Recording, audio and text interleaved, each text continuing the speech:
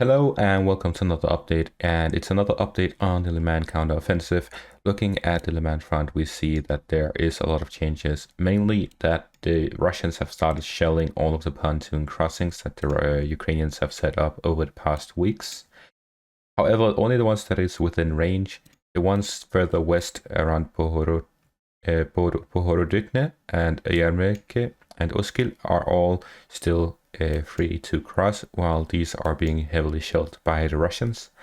And a second change is that the Ukrainians are now advancing on every front. However, it seems that the Ukrainians are trying to keep the Russian defenders around Yampil as well as around Stavki, while they try to connect a second encirclement that is closer to Lyman by connecting these forces and trying to hold the Russian defenders around Sarishne as well as Yampil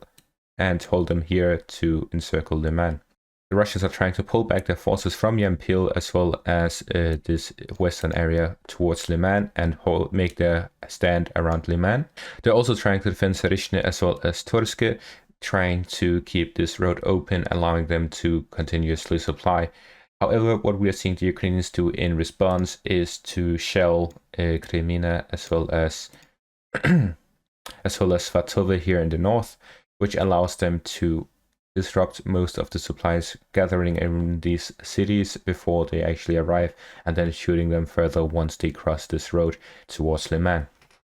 So the situation right now is largely to Ukraine's advantage, as they have almost a complete encirclement of Lyman, and the Russians are trying to make the best of the situation by making their defensive line as small as possible, allowing them to concentrate their forces, while the Ukrainians are trying to encircle them and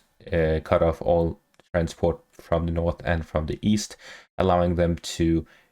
starve out the Russians rather than facing them head on.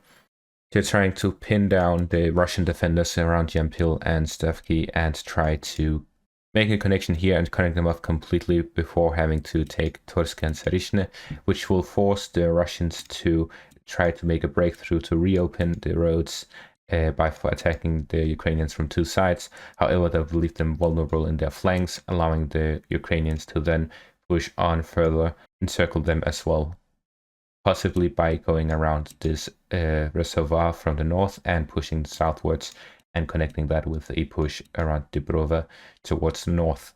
So the situation right now is that the Ukrainians are trying to encircle as many Russians as possible, while the Russians are trying to keep this road open and prevent the Ukrainians from encircling them. That's it for this video. Thanks for watching and have a great day.